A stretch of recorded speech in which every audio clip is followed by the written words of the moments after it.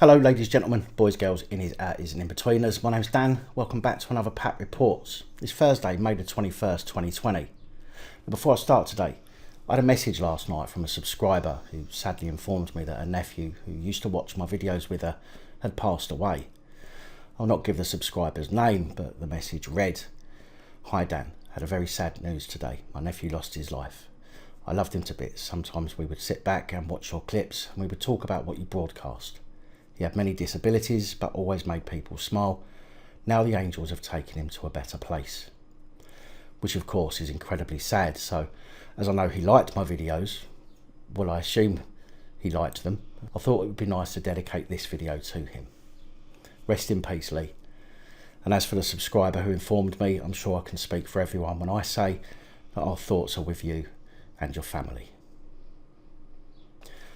Okay, so just the other day we found out that all 44 charges brought under the Coronavirus Act, which allow police to remove or detain a suspected infectious person for screening and assessment, were incorrect, including 13 wrongful convictions. 12 charges under the Health Protection Regulations 2020, which give police powers to break up gatherings and fine people breaching restrictions of movement rules, were also wrong, with police chiefs and Crown Prosecution Service apologising last week. Well, now civil liberties groups and lawyers are calling for a review of more than 14,000 police fines for alleged breaches of COVID-19 lockdown rules over fears many of them may have been wrongly issued.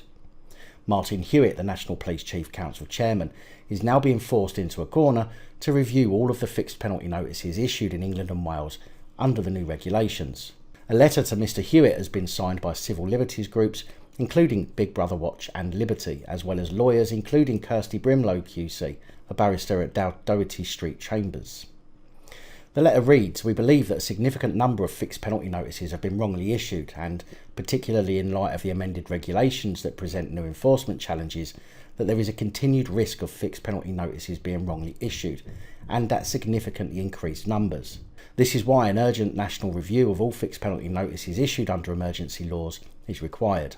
Data released last week shows 13,445 fixed penalty notices have been recorded by forces in England and Wales between March 27th and May 11th, while 799 were issued in Wales in the same period. That's a total of 14,244. The letter argues the fines are issued with less scrutiny than charges, which go before a magistrates' court, and highlights a postcode lottery of policing across the country. Big Brother Watch Director Silky Carlo said, "We understand the challenges police face, but if the public is to trust in lawful, proportionate and fair policing, then in this pandemic, then they must at least admit and correct the serious mistakes they've made. There could be hundreds or even thousands of people in this country, many already suffering financial hardship, who have paid police fines despite having done nothing wrong. The Crown Prosecution Service review revealed an outbreak of injustice, and we fear it could be just the tip of the iceberg." The National Police Chief Council said the letter has been received and is being considered. And we all know what that means. Government concerns over a second wave of COVID-19. I hope that information wasn't dished up by government health advisors. They haven't exactly got the best record. Could see everyone in Britain getting a winter flu jab. The reports are that the government have been advised to vaccinate all members of society by next winter for free in an effort to free up hospital beds. Chief Medical Officer Professor Chris Whitty has previously warned that a second wave of coronavirus during the winter could prove devastating. In a lecture last month, he said, "We all need to be honest about the fact there are no easy solutions here. It is entirely plausible for a second wave to actually be more severe than the first if it's not mitigated." Public Health England estimates that on average 17,000 people die from the flu each year. But isn't it amazing how we haven't heard about any of those deaths? Of course we haven't, because taking numbers away from COVID deaths isn't going to support the government's actions, is it? Has anyone else thought that these kind of comments could simply be planting seeds? The government has eased restrictions, which shouldn't have been in place in the first place, as far as I can tell, which has seen thousands of people now rush out to enjoy the nice weather. It's being reported all over the news how people are flouting social distancing. How convenient for the government.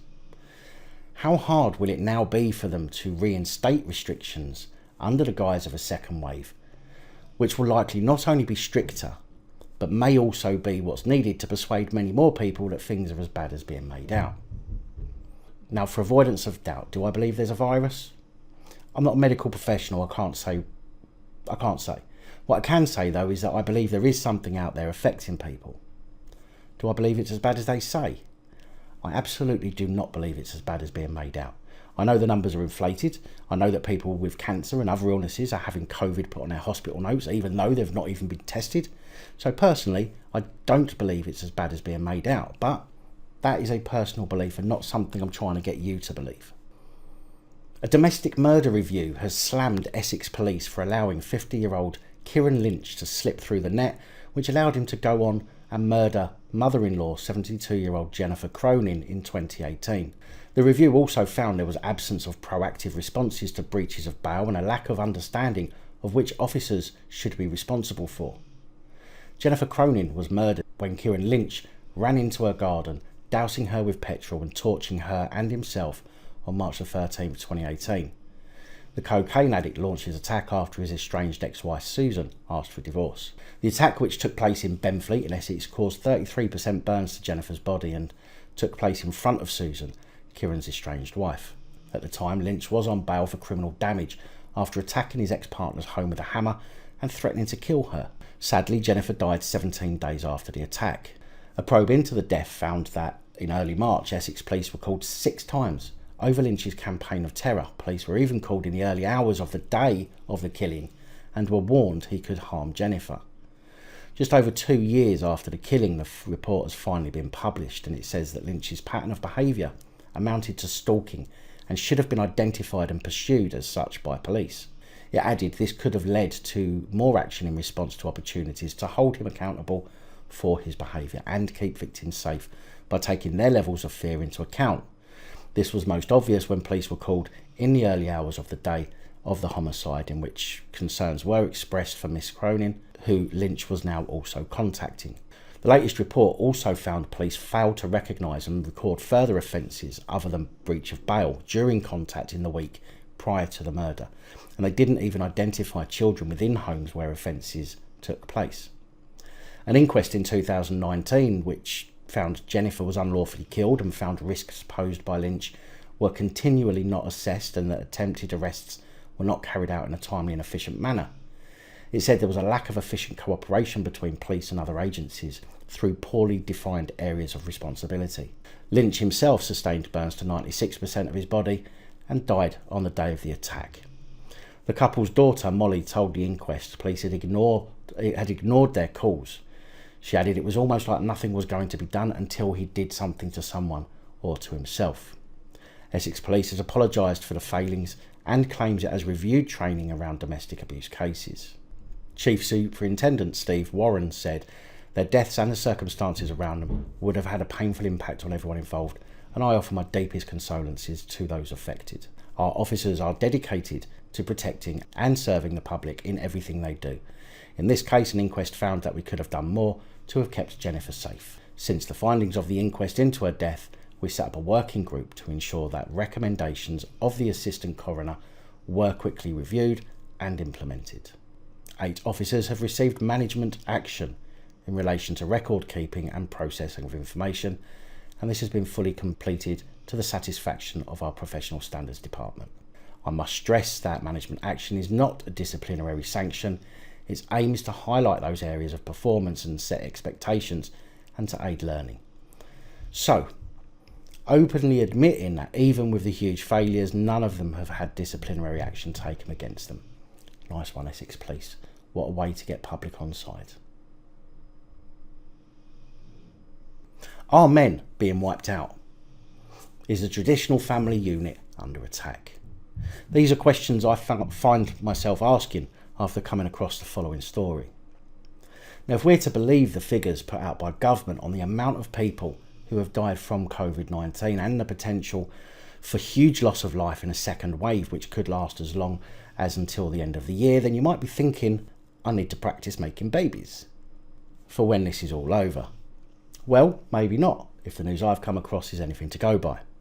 A study has shown that women taking hormone replacement therapy may have an increased protection from COVID-19, and that now 2 clinical trials are taking place with men being treated with estrogen. 2 teams of medical researchers and doctors, one in Los Angeles and one in Long Island, New York, are racing to see if estrogen or progesterone treatments could help narrow the gender gap in COVID-19 deaths, as men across the world are said to be dying of the virus at a higher rate than women. And now we have Dr. Louise Newson in the UK, who is working with NHS England and Professor Tim Spector's team to assess the potential effects of estrogen on reducing the severity and mortality from COVID-19. Dr. Sarah Gandhari, principal investigator for one of the teams in LA, said something about being a woman is protective and something about pregnancy is protective, and that makes us think about hormones. She said that while pregnant women are typically considered to be immunocompromised and are at a higher risk when contracting illnesses, pregnant women who contracted the virus have tended to have more mild cases. She said this may be an example of the protective properties of estrogen. Men and women over the age of 55 are being treated at Renaissance School of Medicine at Stony Brook University in Long Island, New York with estrogen, and in Los Angeles, Gandhara's team will begin treating male COVID-19 patients with estrogen to see how it impacts their immunity. Estrogen and progesterone, I think that's how you pronounce it, have long been life-changing and at times life-saving. Transgender people have been using estrogen and progesterone for decades to treat gender dysphoria as part of hormone replacement therapy. Cisgender women go through menopause have also utilised these hormones to help with symptoms like hot flashes and mood swings. Now, for clarification, estrogen in men may stimulate breast tissue growth.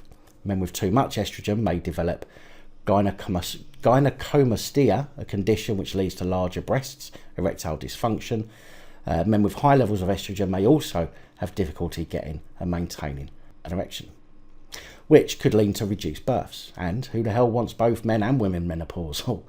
In an extreme view of this, if it's allegedly proven to be true, then this could lead to relationship breakdowns on top of reduced births, depressions, suicides, maybe worse.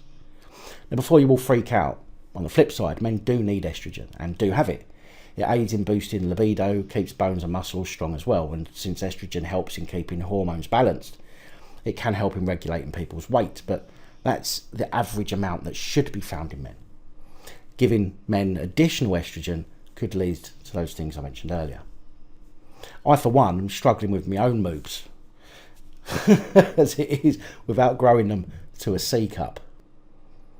Priti Patel has warned that prison sentences for people who cough on police will be doubled as she aims to clamp down on emergency service assaults. She said, "I'm looking at making sentences for coughing on police tougher right now. We are doing more, particularly on assaults on key workers and emergency workers.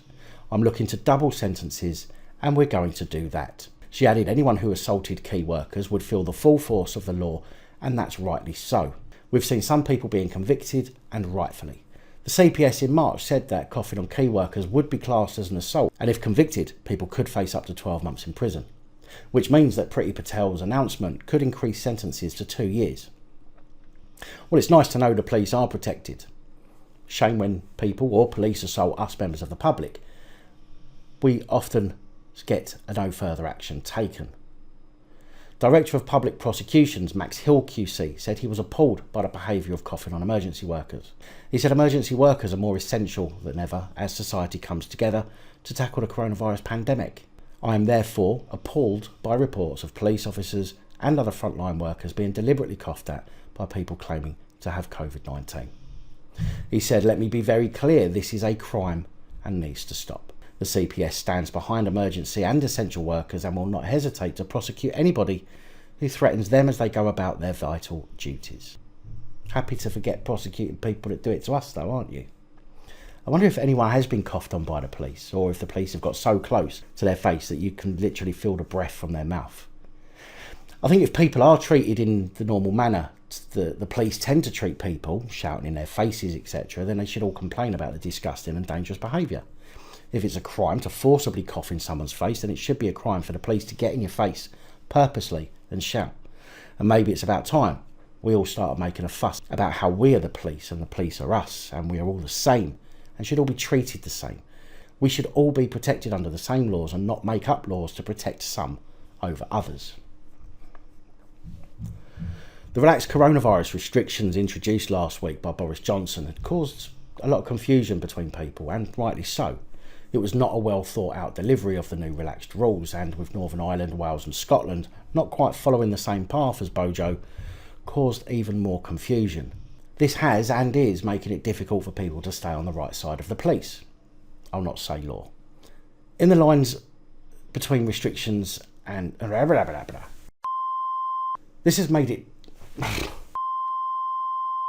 This has and is making it difficult for people to stay on the right side of the police.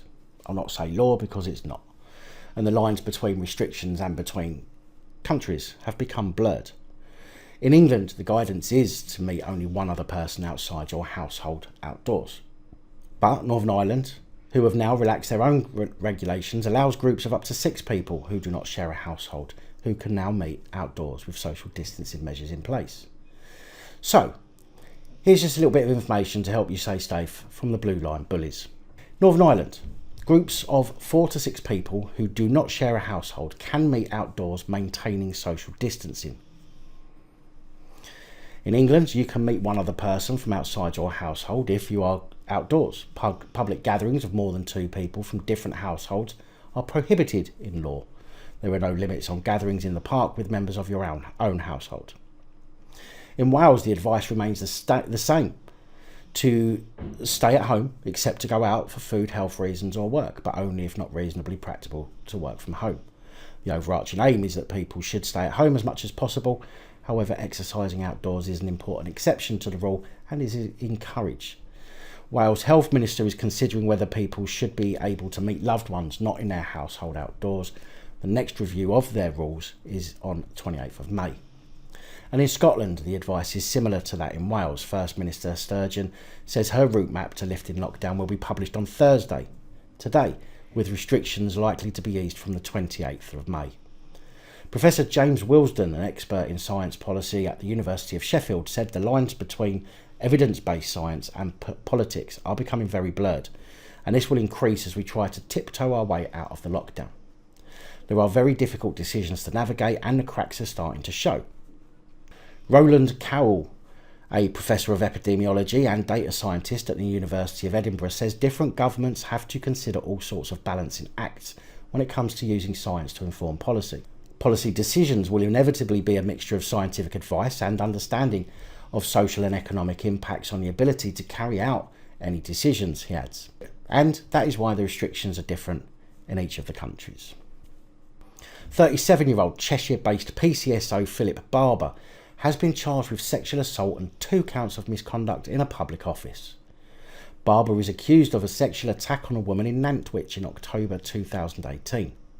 He is alleged to have made unwarranted sexual advances towards a vulnerable female who he came into contact with as part of his policing duties over a period of around 2 weeks during the same month. Barber, originally from Stoke-on-Trent, was in Warrington Magistrates Court yesterday to face the charges. I've not yet been able to find an outcome of that appearance, but when I do, I will of course update you. Metropolitan Police are back over the barrel today with reports of another black man being stopped and searched. An IOPC investigation has been launched after police carried out a search of a car in the Elephant and Castle area earlier this month. The car belonged to a legal advisor and solicitor from Kent who declined to provide his last name, and who said he believes he was targeted because of his skin colour, and added that the officer involved was excessively forceful. A bit like Big Ted. Given only his first name, Fidel, he said police pulled him over near Elephant and Castle in South London on the evening of May 2nd, telling him he was speeding. After a heated argument in which Fidel said he asked police to provide a reason for the search, he claims one of the officers drew a taser. Fidel said the officer failed to act in good faith and was unnecessarily aggressive from the offset. He was excessively forceful. There was clearly no immediate harm or threat of violence to him or any of the surrounding officers. He added he could not explain why he deployed a taser on me. The attending constables are then said to have damaged the car window and broke the door lock whilst forcing it open. Fidel claims he also damaged the phone that he was using to film the incident, although I've not been able to find any footage yet.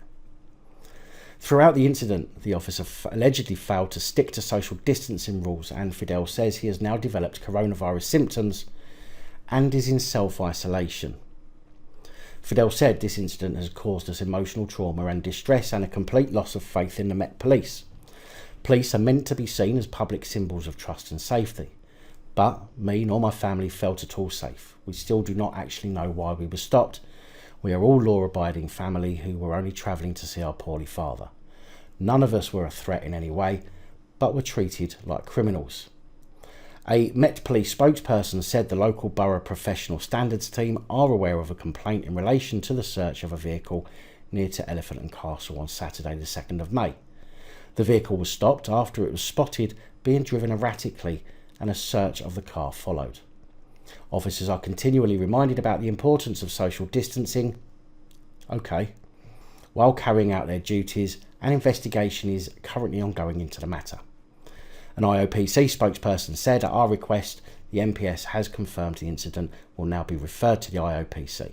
Once received, we will assess the information provided and determine whether an investigation is required and the level, if any, of our involvement. I suppose that depends on how well Met Police can cover it up, doesn't it? South Wales Police have referred themselves to the IOPC after a video shared on social media catches a police constable saying, I'll explain to you what it was, okay? If you want, I'll make it up back and say you were seen bloody with 10 bags of white powder, but that's not it. Oh, if you want, I'll make it up back and say you were seen bloody with 10 bags of white powder, but that's not it. Oh, the incident, which happened on the 14th of May in Penrith, Rhondda, I think that's how you pronounce it, was caught by a passerby who went on to share the footage online. The person who filmed the incident said, I was just walking past and I was filming and I heard what the officer said and I thought it was way out of order. He shouldn't have said what he said. They should be ashamed. Responding to the video, South Wales Police said on its Twitter page, the footage has been reviewed and we recognise the seriousness of the comments which appear to have been made. An investigation is underway by Professional Standards Department and we have voluntarily referred the matter to the Independent Office of Police Conduct. A spokesman for the force confirmed the matter is being investigated. He said South Wales Police Professional Standards Department has voluntarily referred this matter to the Independent Office of Police Conduct and we are awaiting a response from them. Imagine going into hospital, especially during this so-called pandemic, and being bedded down on the ward on your own coffin. Not a pleasant thought for anyone, I'm sure. However, a design factory in Colombia is making biodegradable cardboard hospital beds specifically for coronavirus patients that can be turned into a coffin if the patient dies.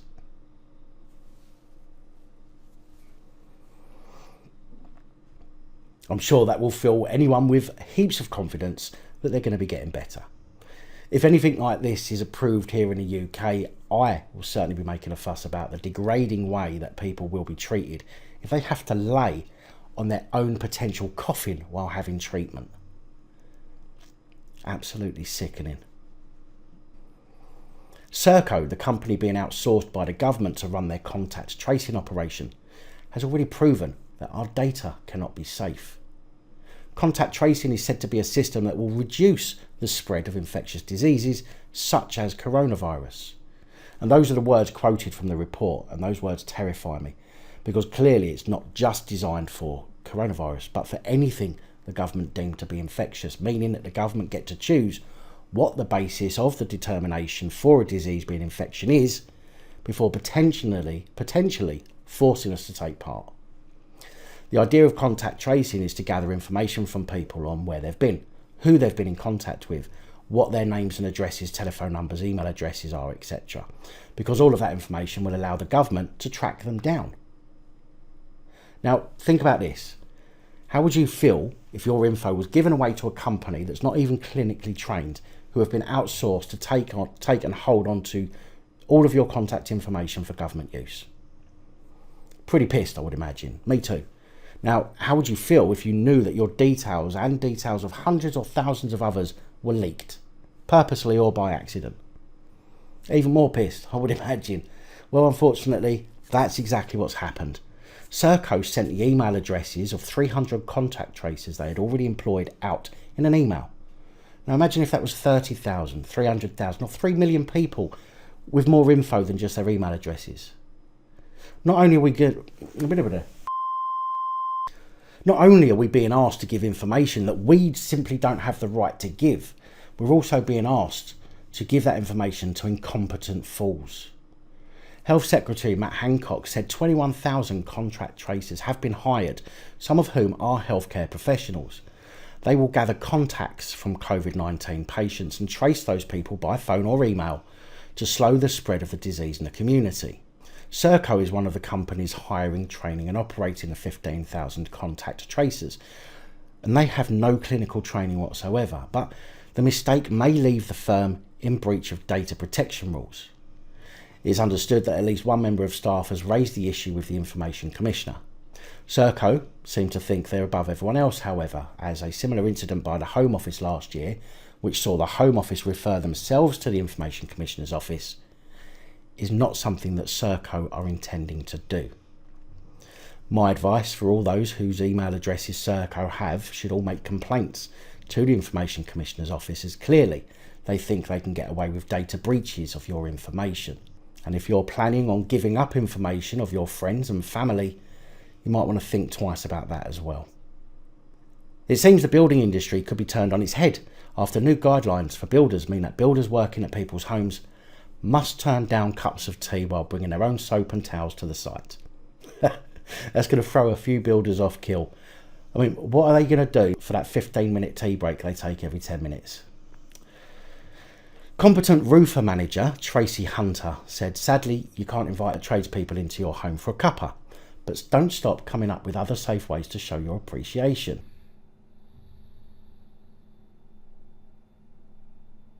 Other measures include asking permission to use a toilet and always abiding by the 2-metre rule.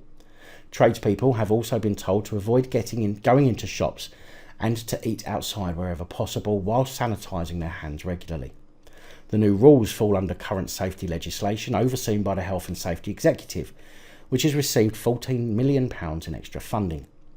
Last week, the government said all businesses would need to undergo an assessment to be labelled COVID-19 secure, running under current health and safety rules rather than with the introduction of new laws for protecting workers. It said businesses that want to reopen will need to carry out an online risk assessment with the Health and Safety Executive and place a certificate on display.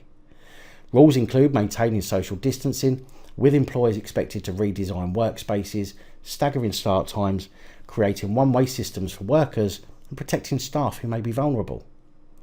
Business, Energy and Industrial Strategy Committee Chairman and Labour MP Darren Jones has written to Business Secretary Alok Sharma, who also asking the department to lay out its plans for new powers to stop businesses from profiteering during the coronavirus crisis. Talking of profiteering, Samantha Khatoon, a Labour councillor, has joined Kate Osmer and Diane Abbott in a prestigious group of having sons convicted of a crime.